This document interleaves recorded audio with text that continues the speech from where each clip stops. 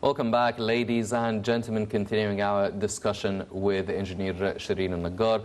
Sir, now talking about allocating these areas and these zones to produce and work on green hydrogen, and obviously it's really a Norwegian project that is taking charge of green hydrogen and ammonia as well.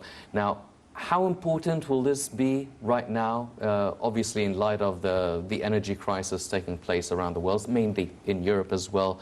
And now we're always talking about green cities, green economy, talking about renewable energy, cutting down on the carbon emissions, obviously hosting the COP27.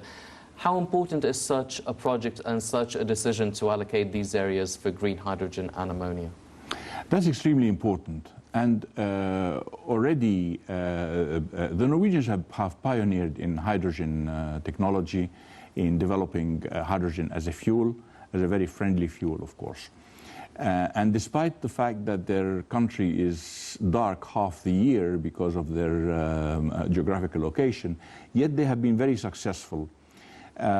Egypt has, 350 days of bright sunshine every year. Mm-hmm.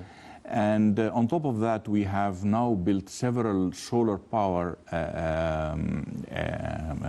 stations, yes, especially the one in Aswan, Bimban, which is meant to be one of the largest, if not by far the largest yes, solar power unit in the world.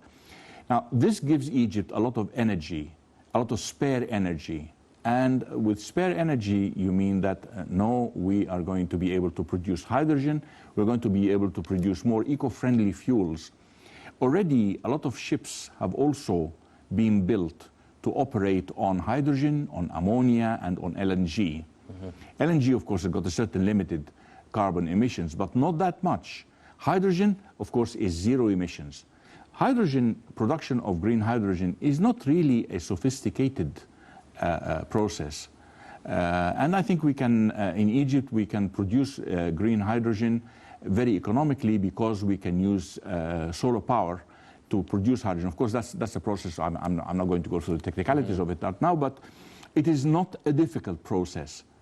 And with the amount with the abundance of solar power in Egypt, yes, we can manage, we can produce a lot of hydrogen. The Suez Canal plays a very important role there because the Suez Canal can be a focal point in providing ships with eco-friendly fuels. Mm-hmm. Like they are now doing the LNG, they are doing the low sulfur fuels.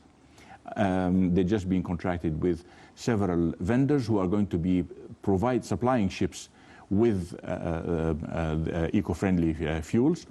And the next stage, once we have hydrogen, green hydrogen, it means that we're going to be able to produce fresh water, mm-hmm, more than we could in the past. Fresh water, which is desperately in shortage, yes, in this country. Mm-hmm. We will be able to produce a lot of energy for various plants.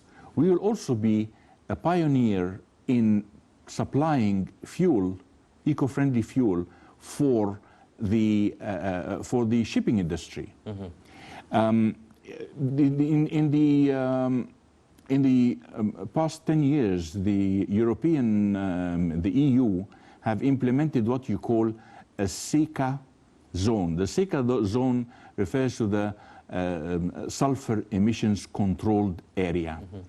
And the sulfur emissions controlled area, which is called SECA, is that you should go with very low sulfur fuels. Low sulfur fuels consume a lot in their processing and into, I mean, if you want to have diesel oil, for example, which is low sulfur, you have to go through various purification processes, and that is very expensive. Mm-hmm. To quote an example, if you want to take a ton of low sulfur diesel, compare it to a ton of low sulfur, of normal high sulfur diesel, mm-hmm, you're talking about $300 difference per ton. Yes. Well, Engineer Naggar, because we're running out of time, but I have to ask you one final question now. You've laid down all the sort of challenges that paved the way for the development and really the the Suez Canal and their economic zone and industrial zones really achieving and fulfilling their maximum potentials. And I know there's even a greater potential than what we just discussed here tonight. But how long do you feel it could take if all these obstacles are overcome? According to studies made in various places about Egypt specifically, studies in which I was involved and some of which I was not involved, but the majority I have been involved with, it takes breaking the red tape. It will take us 3 years to become a major economic maritime hub in the world. And as one of the members of a certain authority in Europe said, the Egyptians are being unfair to their country by saying that the dust of the country is gold because the dust of the country is diamond. Well, on this very bright and shiny note, with decades of experience manifested in Engineer Naggar, let's stay hopeful, and hopefully we will achieve the maximum sort of potential that the economic zones and the industrial zones affiliated to the Suez Canal, sooner rather than later, hopefully achieving them.